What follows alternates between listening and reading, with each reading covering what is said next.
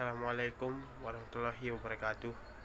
Perkenalkan, nama saya Muhammad Fauzan, NIM B1D021253, kelas 2C2, Fakultas Peternakan, Universitas Mataram. Di video kali ini, izinkan saya mempresentasikan makalah pendidikan kewarganegaraan yang berjudul Rule of Law dan Hak Asasi Manusia.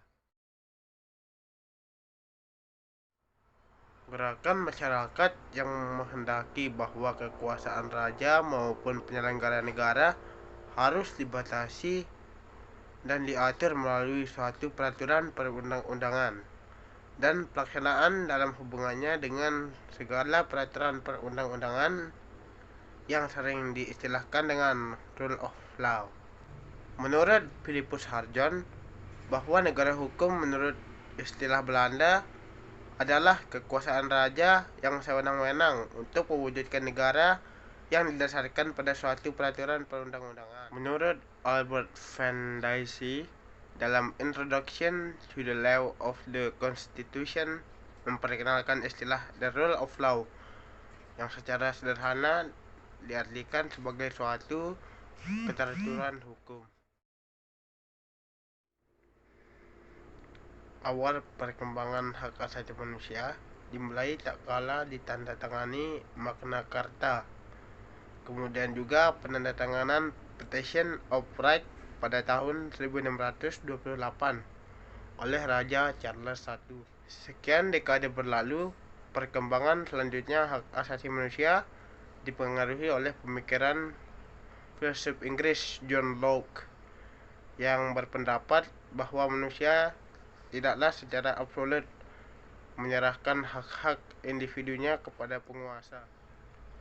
Puncak perkembangan perjuangan hak-hak asasi manusia yaitu ketika human rights itu pertama kalinya dirumuskan secara resmi dalam Declaration of Independence Amerika Serikat pada tahun 1776. Franklin D. Roosevelt, Presiden Amerika pada permulaan abad ke-20, memformulasikan 4 macam hak-hak asasi yang kemudian diperkenalkan dengan the four freedom. Di antaranya adalah freedom of speech, yaitu kebebasan untuk berbicara. Yang kedua, the freedom of religion, yaitu kebebasan untuk memeluk agama. Dan ketiga, freedom of fear, yaitu kebebasan dari rasa ketakutan. Dan yang keempat adalah freedom of one, yaitu kebebasan dalam kemelaratan. Hak dan kewajiban warga negara menurut Undang-Undang Dasar 1945. Hak dan kewajiban warga negara yang menetap di suatu wilayah dan rakyat tertentu dalam hubungannya dengan negara. Dalam hubungan internasional, di setiap wilayah negara selalu ada warga negara dan orang asing yang semuanya disebut penduduk. Penduduk itu belum tentu warga negara karena mungkin orang asing.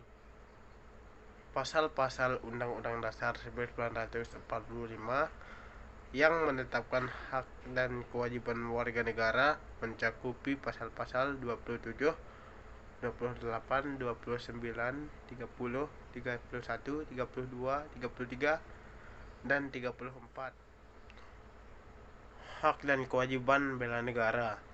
Pembelaan negara adalah tekad, sikap, dan tindakan warga negara yang teratur, menyeluruh, terpadu, dan berlanjut, yang dilandasi oleh kecintaan pada tanah air serta kesadaran hidup berbangsa dan bernegara. Dan juga di sini terdapat banyak motivasi dalam pembelaan negara, diantaranya pengalaman sejarah perjuangan RI, kedudukan wilayah geografis Nusantara yang strategis, keadaan penduduk yang besar, kekayaan sumber daya alam, perkembangan dan kemajuan iptek di bidang persenjataan, dan kemungkinan tumbuhnya bencana perang. Kesimpulan yang dapat saya simpulkan dalam penjelasan di atas, dapat saya simpulkan bahwa sebagai warga negara Indonesia, kita diwajibkan untuk memiliki prinsip yang ada di negara kita. sebagai warga negara Indonesia, kita harus juga memiliki jiwa bela negara yang kuat, dan kita harus menaati peraturan yang berlaku di negara kita ini. Mungkin hanya itu saja yang dapat saya sampaikan. Kurang lebihnya ya mohon dimaafkan. Sekian dan terima kasih. Wassalamualaikum warahmatullahi wabarakatuh.